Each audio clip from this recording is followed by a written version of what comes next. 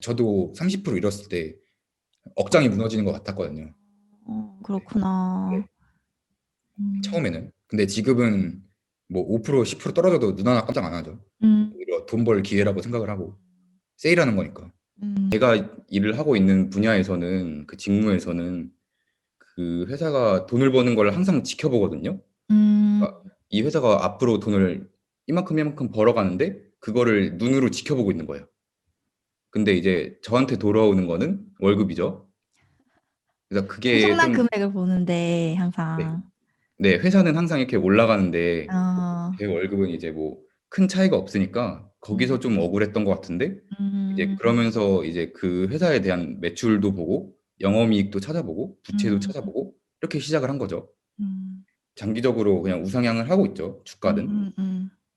그러면은 이거를 좀 생각해봐도 되겠다 싶어서 공부를 시작하게 됐어요. 음. 뭔가 어, 신사임당님이랑 비슷하시네요. 신사임당님도 네. 경제 관련 그 프로그램에서 PD였는데 항상 뭐 몇십억, 몇백억짜리 아, 뭐 이런 프로젝트 하다가 자기는 월급 180만 원이니까 현타 왔다 그러더라고요. 음, 약간 비슷하신 그런 것 같네요. 느낌도 있는데 예. 예, 제가 열심히 일을 하면 이 회사가 한 푼이라도 더 버는데 도움이 되잖아요. 제가 일을 하는 게. 음. 근데 이제 그거에 대한 보상을 좀 받고 싶었어요. 그래서 주식을 시작하신 네, 거구나.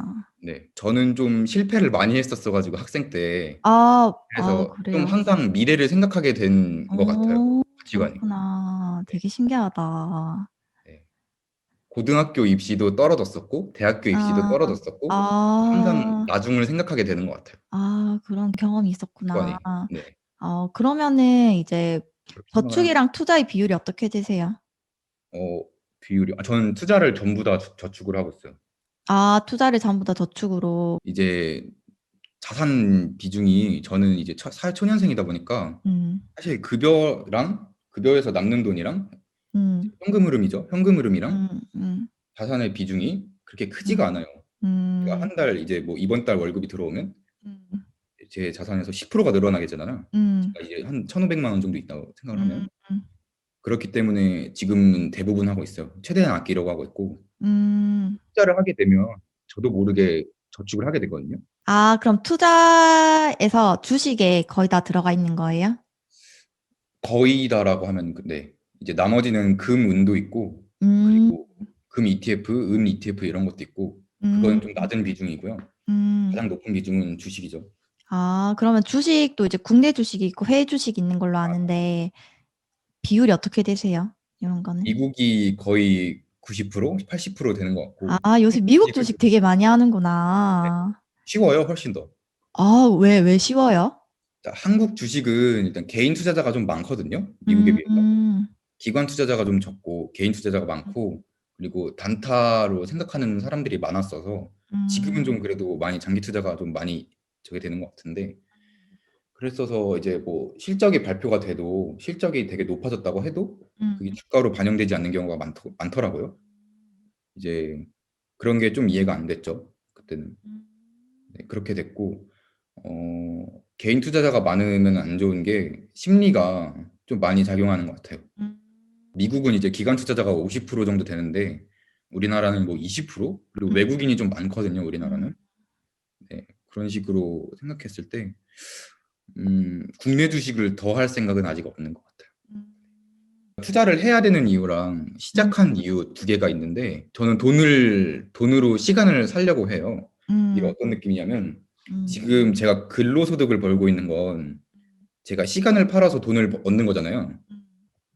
근데 이제 좀 나중에 뭐 40대, 50대가 됐을 때 돈을 팔아서 시간을 살 수 있게끔 음. 만들려고 하는 거죠.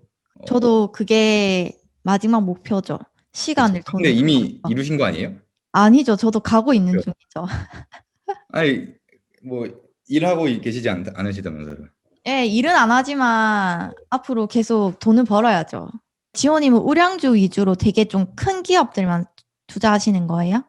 상대적일 수는 있는데 저는 사실 1등이랑 2등에만 관심이 있거든요. 음, 시가총액에서. 음, 시가총액이든 영업이익이든. 근데 예를 들어서 테슬라가 시가총액이 지금 한 800조 정도 돼요. 엄청 큰 회사죠. 음, 근데 사실 테슬라를 우량주로 생각하고 있는 사람 많이 없는 것 같아요. 음, 그 차이인 것 같아요. 저는 우량주라고 해서 사는 게 아니라 기업 가치를 보고 사는 거죠. 근데 이제 기업 가치가 높은 친구들은 대부분 시가총액이 높은 것 같아요. 그 테슬라 비중을 높게 잡고 있는데 이제 그거를 했을 때도 일론 머스크의 비전을 보고서 생각을 한 거거든요. 저도 매수를 할 때 그 요소 중에 10% 정도는 있겠죠. 일론 머스크의 비전이. 근데 만약에 제가 샀을 때 이유가 해치면 그거는 팔아야 되는 거예요. 제가 샀을 때 기준이 흐트러졌으면 팔아야 되는 거죠. 근데 이제 그게 10년이 될지 20년이 될지 모르겠지만 팔 수도 있고요. 20대들이 주식 공부를 어떤 식으로 하시는 거예요? 20대에서 30대 초반은 대부분 예금일 거예요. 예금과 자동차. 근데 자동차는 이제 자산이 아니라 사실 부채라고 생각을 해야 돼요. 항상 마이너스가 되기 때문에 이제 자산이라고 생각을 하면 안 되죠. 그런데 이제 예금이 대부분인 거는 원화에 몰빵을 한 거예요. 예를 들어서 제가 공부를 하고 앞으로 뭐 인플레이션이 오지 않을 거야 이러고서 원화에 몰빵을 했으면 괜찮죠. 그러면은 이제 본인의 판단에 대한 그 감당을 하는 거니까. 근데 이제 모르고 원화에 몰빵을 하는 거는 위험한 거죠. 원화에 몰빵한다는 게 예금 적금한다는 거죠. 그쵸. 근데 적금은 이제 저축을 하기 위한 용도로는 쓸 수는 있어요. 이제 뭐 예금을 이자를 바라는 게 아니라 난 좀 아껴야 돼. 이거를 나 이제 이거 못 아끼겠어. 이거 나도 모르게 쓰게 되는데 이러면은 안 되잖아요. 저축이 힘든 분들이 있으니까 이제 카드가 많고 카드 빚이 많고 이러면 그러면 이제 적금을 용도로 저축을 하는 건 괜찮죠. 저축을 목적으로 예금 이자가 목적이 아니라 네. 그런 식으로 할 수는 있죠. 근데 예금은 위험해요. 초고도 위험 자산이에요. 사실상. 뭐 책을 어떤 것들을 많이 읽으세요? 책을? 일단 돈에 대한 책을 많이 읽는 것 같아요. 아까 전에 그 로버트 키오사키 같은 그런 책도 좋고요. 그 로버트 키오사키는 주식을 하지 않잖아요. 그리고 네. 그런데도 도움이 저한테 많이 됐어요. 정말 많이 됐어요. 네. 그리고 또 돈의 속성, 뭐 돈의 부자 속성, 네, 돈의 속성 보셨나요? 예, 김승호님 네, 그 쓰신 거. 대표님 쓰신 거고 그것도 되게 좋은 것 같고요. 음, 그리고 저는 테슬라의 비중이 높잖아요. 주식 투자. 그래서 일론 머스크 자서전도 보고 있고 지금 어, 그리고 그 항상 경영자에 대한 비전을 생각을 하는 거죠. 경영자의 비전을 공부를 또 해야 되는구나. 종잣돈을 얼마부터 시작하신 거예요? 저는 사실 그 종잣돈 뭐 1,000만 원, 1억을 모으고 나서 투자하는 거는 사실 좋지 않은 방법인 것 같아요. 음, 왜냐면은 처음에 이제 빵원일 때부터 공부를 하면서 10만 원, 20만 원, 30만 원, 100만 원 이렇게 투자를 하는 게 맞다고 생각을 하는데 그 음, 이유가 이제 그 두려움이 생기거든요. 음, 이제 그 주변 저는 좀 어릴 때 이제 사회생활을 시작해서 주변 사람들이 좀 나이가 어느 정도 있는 편인데 음, 이제 30대가 되면 그래도 사회가 바라보는 어느 정도의 기준이 있잖아요. 이 정도는 그래도 갖고 있어야 된다 하는. 근데 이제 그렇게 되면 공부를 안 한 상태에서 과연 그 뭐 5천만 원을 모으고 싶다고 생각하면 그걸 투자할 수 있을까 싶은 거죠. 예를 들어서 10만 원, 20만 원일 때부터 경험을 하면은 알잖아요. 그러니까 알고 투자하는 게 가능하단 말이에요. 5천만 원을. 근데 이제 공부를 시작하는 입장에서 5천만 원을 투자하기는 어렵죠. 그래서 그쵸. 저는 모으면서 투자하는 거를 가장 좋다고 생각해요. 맞아요. 저도 그렇게 생각해요. 네. 네. 부동산도 이제 뭐 돈을 모아서 투자하는 개념이 아니라 레버리지부터 일으켜서 투자하자는 개념이거든요. 그렇죠. 네. 그리고 복리의 중요성을 짚어주고 싶은데 복리가 1%가 30번 가는 거가 30%보다 높다라고 생각하면 되는데 왜냐면 이자에 이자가 붙고 그 또 붙은 이자에 또 이자가 붙기 때문에 되게 큰 것 같아요.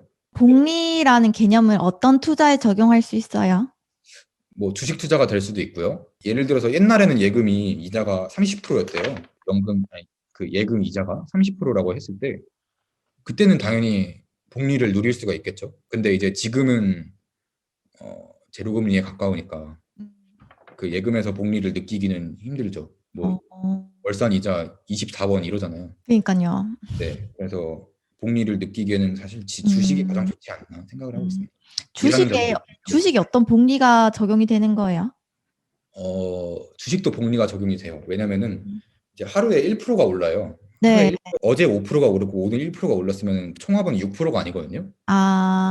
계산을 해보진 않았지만 뭐 그런 식으로 생각을 하면은 항상 이득인데 이제 어, 욕심과 노후 준비의 차이인 것 같아요. 이거는 복리를 생각하지 않고는 복리의 기준은 음, 복리가 예를 들어서 나는 연평균 목표를 20%로 잡을 거야. 이러면은 음.